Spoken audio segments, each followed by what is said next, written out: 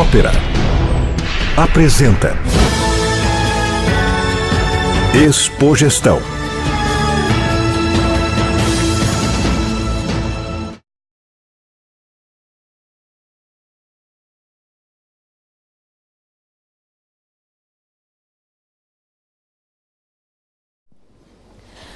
Boa noite a todos.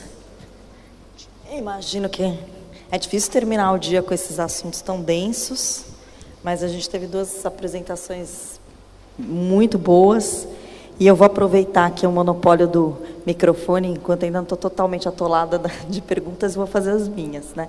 Eu vou começar perguntando para o Carlos. Duas questões me chamaram muita atenção na sua apresentação. Primeiro, a questão que é tão importante de diferença entre risco e incerteza, né? Risco é uma coisa que a gente consegue medir como economista, como empresário, no nosso dia a dia. A incerteza é algo que não tem jeito, ela aparece, eu tenho que ver aí, depois dela, o que eu vou fazer com isso. Como nós, aqui no Brasil, transformamos coisas que deveriam ser riscos em incertezas, né? A nossa dificuldade de fazer negócios, tem um monte de coisa ali que a gente podia resolver e que não devia ser uma incerteza, né? A gente ouve todo dia dos investidores, dos empresários, é muito difícil fazer negócio no Brasil, eu não sei se o meu contrato vai valer até o final, eu não sei se eu vou conseguir fechar a empresa se não der certo, e tantas outras questões que são muito difíceis. E a outra questão é a da produtividade, que é central e que é uma corrida, né? Não é só o problema da nossa baixa produtividade, é que os outros também estão correndo. Então, nesse mundo tão difícil, tão competitivo, onde está todo mundo correndo, a gente está lá atrás. Diante disso, o que a gente tem que fazer? Qual a agenda? A agenda fiscal ela tem que ser enfrentada, ela é primordial, mas além dela, Carlos, quais são as outras coisas que são relevantes para que a gente possa ter menos incertezas no Brasil, né? Possa ter riscos mensuráveis e consiga ganhar um pouquinho dessa corrida aí da produtividade, da competitividade? Como você mencionou, nós estamos numa corrida, né? Quando a gente olha essas análises de competitividade internacional, no duro, o que a gente está medindo são as diferenças de produtividade dos países ao redor do mundo. E, no caso brasileiro, uma agenda de aumento de produtividade certamente passa, o diagnóstico, eu acho que existe um consenso, passa pela diminuição dos custos de se fazer negócio no Brasil. Eu sempre me lembro, eu trago os alunos do IMD para visitar empresas no Brasil, e uma dessas empresas, não vou mencionar o nome, mas é uma empresa de porte médio, uma multinacional farmacêutica, e na região de São José dos Campos. E nós estávamos visitando, e lá pelas tantas, o CEO da empresa, que era ex-aluno do IMD, pegou e falou: bem, agora vamos caminhar até o almoxarifado, e na realidade a gente tem um túnel aqui que comunica o almoxarifado, que é do outro lado da rua, à planta de produção. Eu falei: interessante, né? Vocês investiram na construção desse túnel? Ele falou: nós investimos por uma razão muito simples. Se nós não tivéssemos essa ligação entre os dois edifícios, cada vez que um artigo saísse do almoxarifado para vir para a planta, teríamos que emitir uma nota fiscal. Então, esse é um exemplo dos muitos que nós temos em todas as áreas do custo elevado de se fazer negócio. Isso, sem dúvida nenhuma, seria uma agenda, digamos assim, fácil, entre aspas, de se implementar se houvesse vontade política. A parte tributária é muito mais complicada por causa da situação fiscal que a gente discutiu em ambas as apresentações. Mas também, certamente, nós somos um hotel 3 estrelas com um preço de 5 estrelas, né? Nós temos uma carga tributária aí como proporção do PIB da ordem de 33% a 35% do PIB, e todos nós sabemos a qualidade dos serviços do setor público. Agora, tem coisas interessantes na economia brasileira, né? Uma das grandes questões que sempre as pessoas me colocam quando estamos falando sobre empresas brasileiras: como é que você explica uma Embraer? No caso brasileiro, a terceira maior empresa de produção de aviões no mundo, e com alta tecnologia. A Embraer é uma empresa totalmente integrada numa cadeia de valor global. 65% em média do valor de um avião da Embraer são inputs importados. E a Embraer não seria capaz de competir se não tivesse acesso a esses inputs, né? Agora, como é que isso pode acontecer isso no Brasil, com todos os problemas que a gente sabe existem com relação às importações? Bem, porque para a Embraer e para algumas outras empresas que têm acesso a um tratamento especial da alfândega, o Brasil é como Singapura. Quer dizer, as importações chegam em Viracopos, em 24 horas elas estão liberadas. Para o resto do país, o Brasil é como Guiné-Bissau, leva alguns dias, semanas, às vezes meses.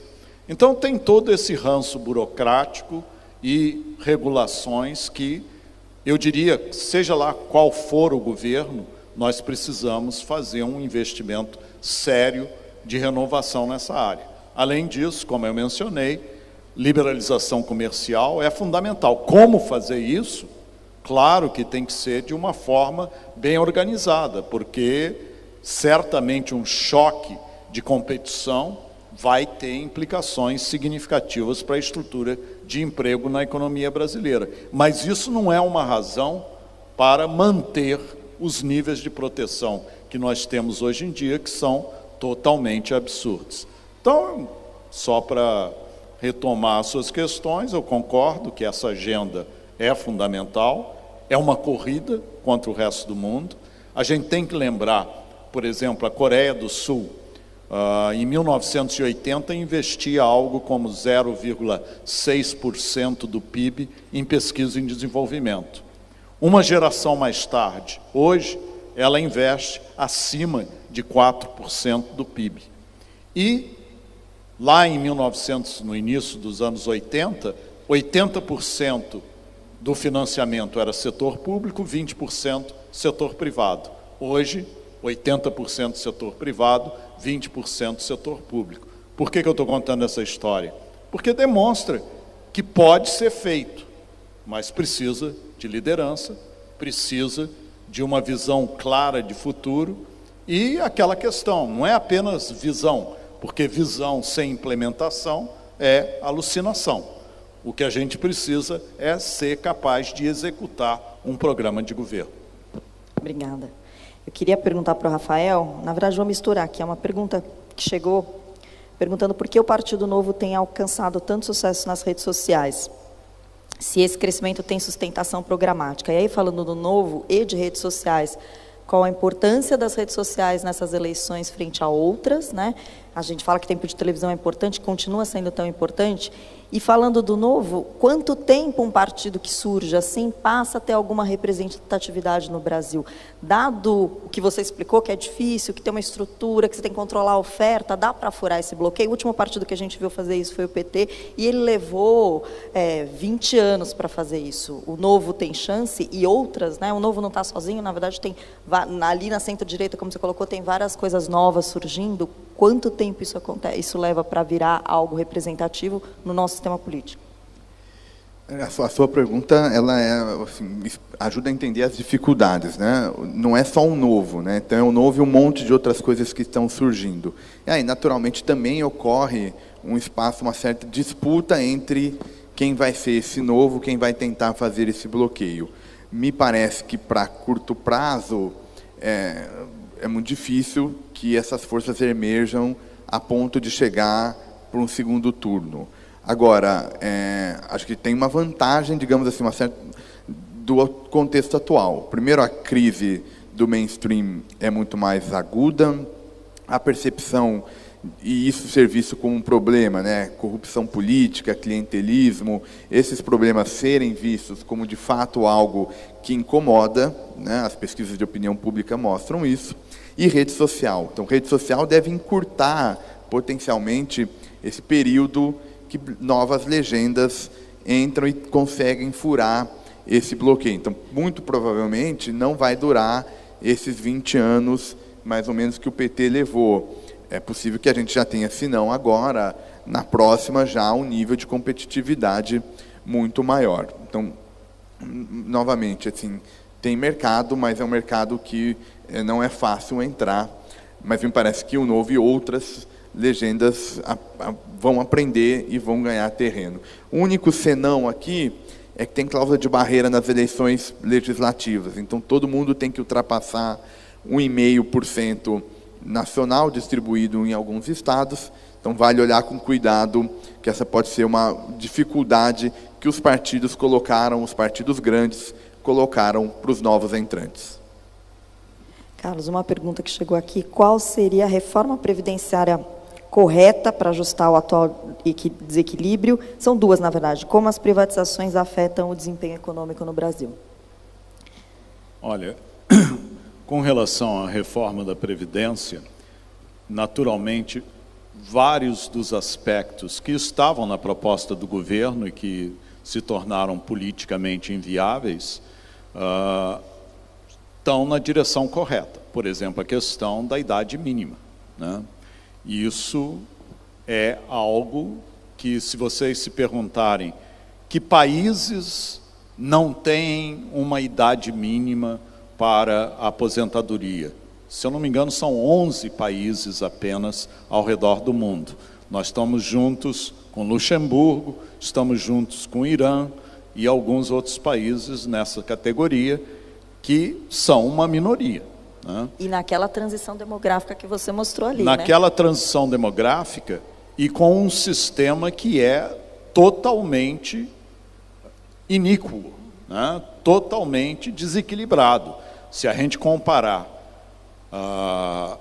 quem ganha mais de 5% de salário, mais de 5 salários mínimos sob o sistema do INSS, é apenas 1% dos aposentados. Se você fizer essa pergunta para os regimes especiais de aposentadoria do setor público, aí você tem uma proporção totalmente diferente. Infelizmente, isso não quer dizer que a gente não precise mudar o regime geral da Previdência Social por causa da transição demográfica, né? Então, as medidas são as medidas que estavam, de certa forma, na proposta. Uma idade mínima para a aposentadoria e, com isso, também tentar diminuir essas iniquidades que existem entre os dois regimes principais que a gente tem na Previdência Social. Temos também que repensar a possibilidade de um sistema de capitalização, mas isso são reformas estruturais que eu diria são mais para o futuro, né? Mas, de qualquer forma, eu diria, para quem está interessado em entender as implicações do sistema previdenciário brasileiro, existe uma literatura enorme nesses últimos 2 anos, mostrando esses números e o fato, como eu disse no início da minha apresentação, se tem uma coisa que a gente pode apostar, eu aposto a aposentadoria do Dr. Cortez, é a transição demográfica brasileira, né? Então, isso vai ter um impacto dramático nos próximos anos, e se a gente adiciona a isso o controle dos gastos governamentais, significa basicamente que ou nós vamos ter que voltar a um sistema inflacionário, algo que eu diria, nesse momento, existe uma reação haveria uma reação muito significativa da sociedade, ou vamos ter que aumentar taxas de juros dramaticamente nos próximos anos, né? Nenhum dos dois cenários é positivo. A Previdência, simplesmente o regime geral de Previdência, é algo da ordem de 2,4% de déficit em relação ao PIB. Quer dizer, não tem saída. Agora, com relação à questão da estatização, da privatização, eu diria que certamente haverão efeitos a nível de emprego, e é muito interessante. Hoje mesmo teve uma pesquisa publicada no Valor Econômico, uma série de universidades, o FMG, o Unicamp e outras, apoiaram uma pesquisa onde se faz a pergunta sobre qual é a visão mediana da sociedade brasileira sobre o papel do Estado na economia. E, se você acredita na pesquisa, me parece que ainda há um apoio significativo por uma presença forte do Estado na economia. Agora, eu acho que a gente tem que mudar um pouco o tipo de questão, né?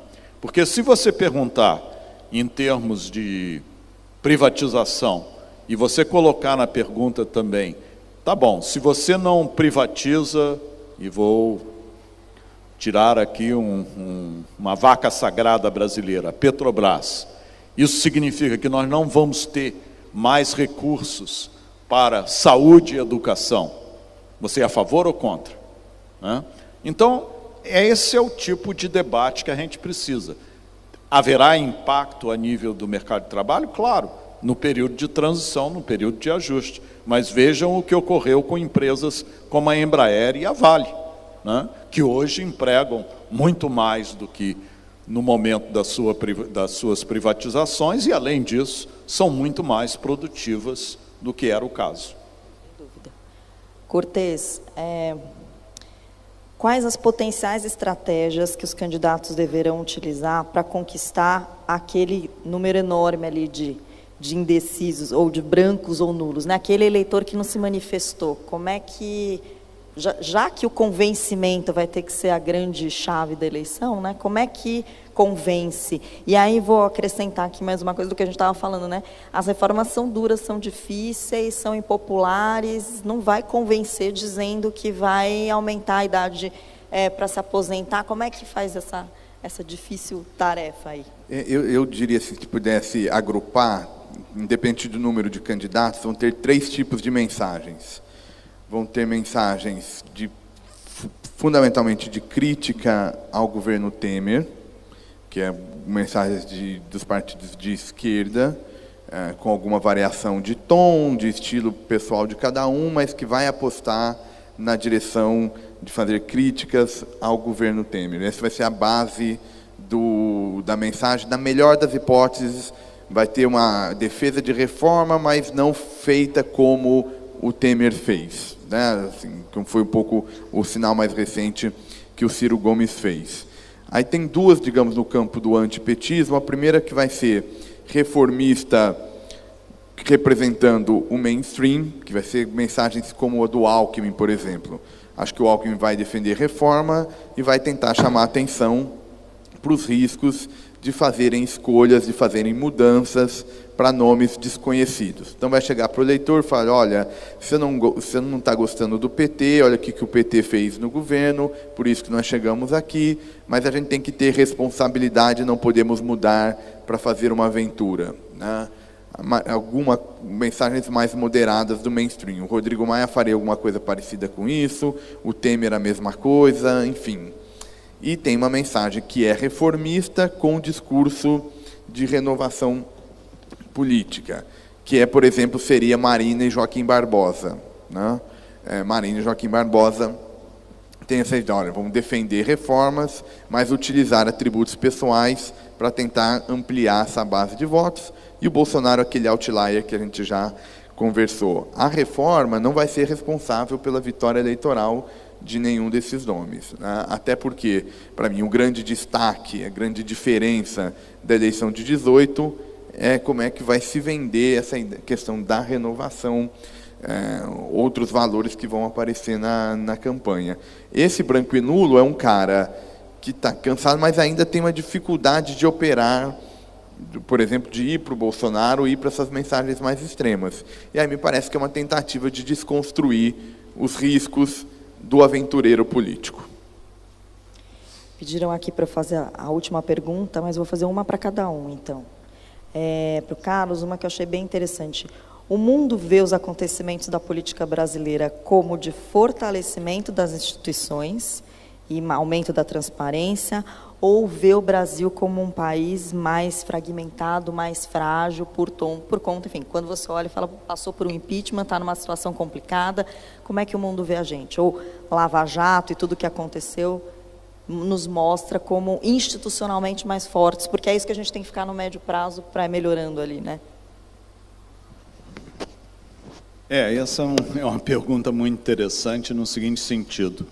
Uma das coisas mais dramáticas, na minha avaliação, compreensível do ponto de vista político, ideológico, mas, sem dúvida nenhuma, muito dramática do ponto de vista da imagem do país, foi que o debate sobre o impeachment, o PT, por razões políticas, utilizou não apenas os seus canais, mas também canais da diplomacia brasileira para apresentar esse fenômeno como um golpe. Isso afetou muito a imagem do país em vários aspectos da percepção internacional sobre o que estava se passando. Agora, com relação à Lava Jato, há, de uma maneira geral, um aspecto interessante. De um lado, o reconhecimento de que avanços na repressão à corrupção ocorreram de forma inimaginável para um país como o Brasil. Quem imaginaria presidentes de grandes companhias de construção na cadeia? Quem imaginaria políticos como o speaker, como se fala, o presidente da Câmara e o ex-presidente da República, mais recentemente, na cadeia? E isso são sinais de que há um ativismo judiciário que é observado e que tem efeitos demonstração muito significativos. Basta ver o que aconteceu no Peru, basta ver o que está acontecendo em outros países da América Latina associados com esse processo de luta contra a corrupção no Brasil. Então, tem esse aspecto positivo que a gente observa. Agora, há, naturalmente, eu mencionei isso rapidamente, as experiências passadas. Por exemplo, no caso italiano, o que a luta contra a corrupção nos anos 90 teve uma série de vitórias, mas, ao mesmo tempo, ela basicamente destruiu os dois principais partidos tradicionais e, com isso, abriu uma janela para o novo. E o novo, no caso da Itália, foi o senhor Berlusconi, né? Então, eu acho que há aí um paralelo também no caso brasileiro, embora, como foi explicado para a gente em termos da estrutura política brasileira, vai depender muito aí das coalizões que eventualmente vão surgir nos próximos meses até as eleições, mas há também esse perigo. Eu acho o Jair Bolsonaro, de certa forma, é esse, entre aspas, novo, que pode ter um impacto significativo e que, se eleito, vai chegar a um governo, muito provavelmente, sem sustentação política no Congresso, o que levanta novamente uma série de questões. Como é que tudo isso equaciona a imagem brasileira? Eu diria que no curto prazo afetou negativamente, a médio e longo prazo está afetando na direção positiva. E aí, para terminar, Cortez, eu vou te perguntar, em caso de opções entre posturas políticas extremas, na sua opinião, a sociedade brasileira pende para qual lado? Entre Boulos e Bolsonaro, antes da gente correr para o aeroporto, para onde você acha que o Brasil vai? Estou citando Boulos, obviamente não tem chance, mas só pensando nos extremos. Eu acho que sim, a maioria, o momento é um momento de centro-direita, né? No sentido de, a gente viu uma combinação de um governo que não fez bem para a economia, combinado com uma investigação judicial que, embora multipartidária, foi ocorrida, né? E tem como foco central o maior partido de esquerda do país, com um particular destaque para o maior líder de esquerda e que foi condenado. Então, esse é um momento em que a centro-direita tem, por definição, oportunidades eleitorais maiores. Não necessariamente ela vai se traduzir, porque, como a gente conversou, num primeiro turno pode ter um arrancando o voto do outro, e aí tem uma surpresa no segundo turno, a eleição para prefeito no Rio de Janeiro, quem acompanhou, é um pouco o que pode acontecer se não houver uma coordenação mínima. No exemplo hipotético entre Boulos e Bolsonaro, assim, é quase que um chute. Eu diria que Bolsonaro com um branco e nulo muito alto. Acho que, na verdade, ganharia o primeiro colocado do primeiro turno, quem quer que fosse ele. Porque o segundo turno seria uma taxa de abstenção elevadíssima, branco e nulo muito alto, aí não tem voto válido, o primeiro colocado é que leva, mas acho que é muito mais um caso pouco concreto. No fundo, o centro fragmentando pode gerar num segundo turno de surpresa, mas no segundo turno sempre tem uma força moderadora importante que a gente não pode imaginar que ainda deixou de existir, né? E aí o problema passa a ser governabilidade no próximo mandato.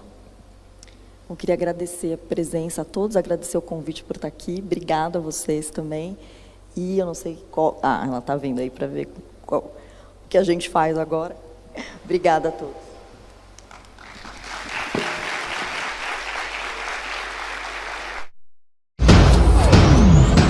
Ópera apresenta Expogestão.